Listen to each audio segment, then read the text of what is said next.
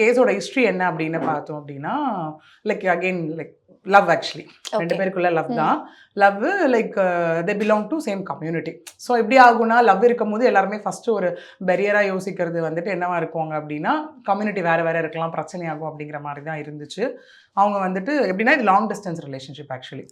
Okay they மெட் through இதுதான் social மீடியாவில் மீட் பண்ணுறாங்க. மீட் பண்ணிவிட்டு அவங்களுக்குள்ள ஓகே என்ன டாக்ஸ் வரும், ஓகே நம்ம ரெண்டு பேருமே வெல் செட்டில்டு, நல்லா போயிட்டுருக்கு, நல்லா ஏர்ன் பண்ணிகிட்ருக்கோம் ரெண்டு பேருமே வந்துட்டு. தென் டூ இன்னொரு விஷயம், அவங்க ரெண்டு பேருமே வந்து வேறு வேறு பிளேஸில் இருந்தாலுமே ஃப்ரம் சேம் லைக் ப்ரொஃபஷன். ரெண்டு பேருமே ஆர்கிடெக்ட் இந்த இடத்துல. ஓகே அதுவும் ஆடட் அட்வான்டேஜ். ஓகே இன்னொன்று வந்து கேர்ள் வந்து பெங்களூர், இவங்க வந்துட்டு பையன் வந்துட்டு ஃப்ரம் சென்னை.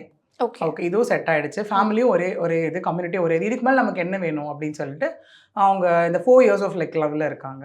எப்படி ஆகும்னா லாங் டிஸ்டன்ஸ் ரிலேஷன்ஷிப் அப்படிங்கிறதுனால மந்த்லி ஒன்ஸ் மீட் பண்ணுறது, ஒரு 2 months ஒன்ஸ் மீட் பண்ணுறது, அந்த மாதிரி ஒரு சுச்சுவேஷன் பேஸ்டு தான் இருந்தது ஒர்க். இதனால